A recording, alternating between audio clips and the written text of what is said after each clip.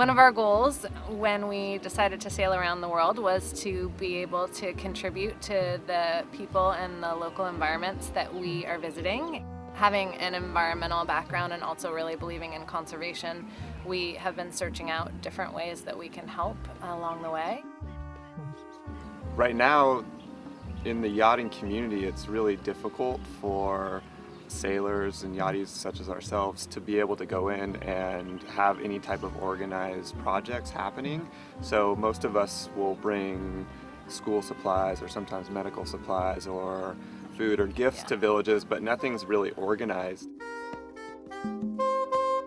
Well, there's all kinds of people doing cruising. There's a significant percentage, I think, have a true interest in meeting local inhabitants and contributing in some way. And many probably come with the feeling that there's not much they can do. I think it's a resource that's underutilized. I think OceansWatch can help promote that and expand it. We want to get the yachting community involved with OceansWatch by facilitating for them. People in the yachting community are really interested in what they might be able to do in terms of they see that there's a lot of pollution out there that they weren't expecting, and they realise that the communities there are having difficulties. They see the humanitarian needs for themselves, but they don't really understand necessarily how best to help.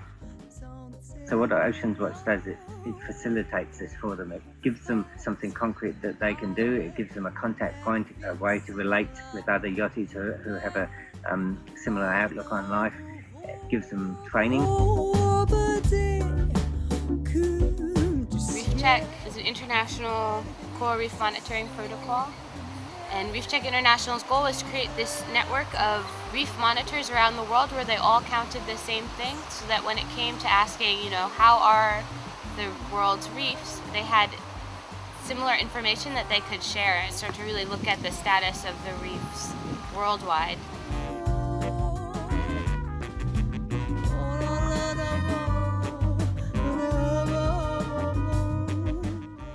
It's a method of assessing the life around the reef, and basically the details of it. You got a 100-meter segment of a reef. You do 3 passes along that 100 meters to look for indicator fish, for mollusks, and then the makeup of the reef. It was a week of diving and learning basically about marine biology, and it turned out to be a very positive week as far as just learning so much more about what we're seeing underwater, as well as how to do these transect surveys, where hopefully we can be able to plug in and work with some of these different villages and fisheries departments for OceansWatch projects. We're ready to dive! Yay! First benefit was increased awareness of marine life. In the past, we've tried to learn what fish live around reefs and have books and so forth. We've tended to concentrate just on the fish. Since Reef Check also wants to know about mollusks, crustaceans, and the different kinds of coral, it was very educational and made diving even more interesting because there's more knowledge.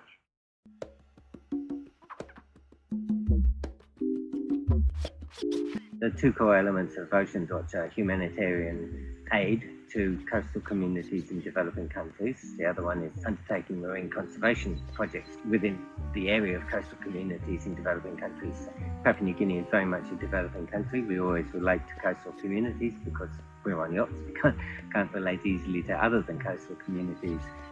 So we did several Reef Check surveys in Papua New Guinea, and these are the first Reef Check surveys that have been done there for a number of years. It's been difficult for Reef Check to get these things done. So we related to probably about 5 different villages. All of those villages are very interested in having follow-ups. They're all looking at putting marine reserves in or other management practices to ensure they have a sustainable fishery. If there are options open for us to working together, like you come and help us, and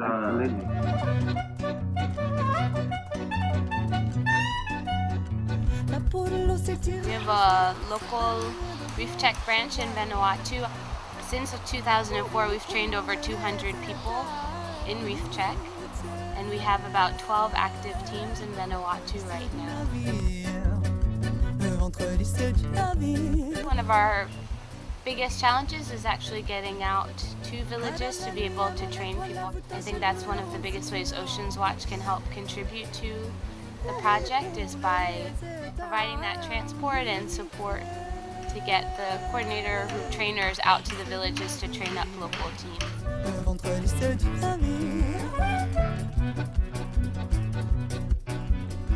Frémissant l'eau des belles, les phosphorescences de ton rire d'enfant. Nos mois sans mesure, sans passé, sans futur. It's the idea behind this project that we should go around every villages making the awarenesses to all the local people so that they can came to understand or realize the importance of conserving all these, specifically the land resources and the marine resources as well.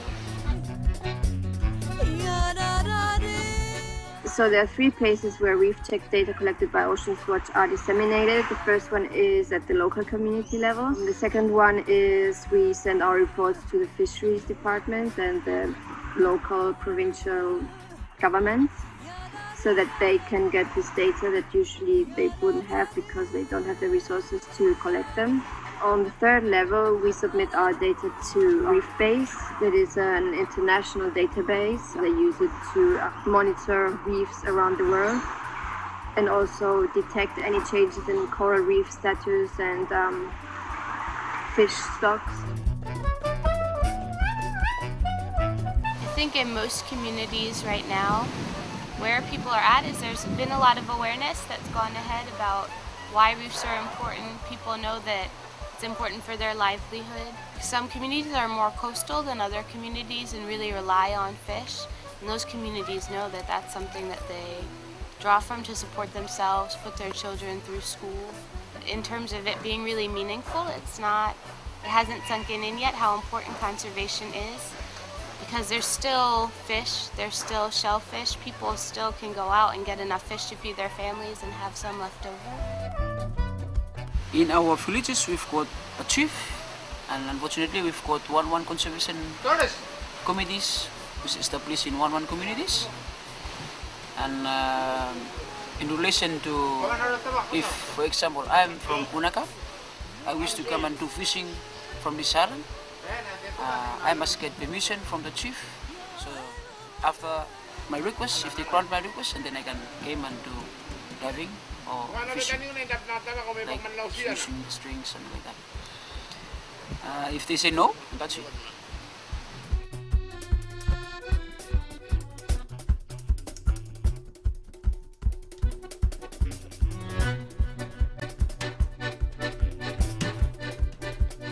In our island, in our local language, means land. Tai means sea. And resources is all the resources from land and sea. We are monitoring, or we are trying to conserve them for our future generation.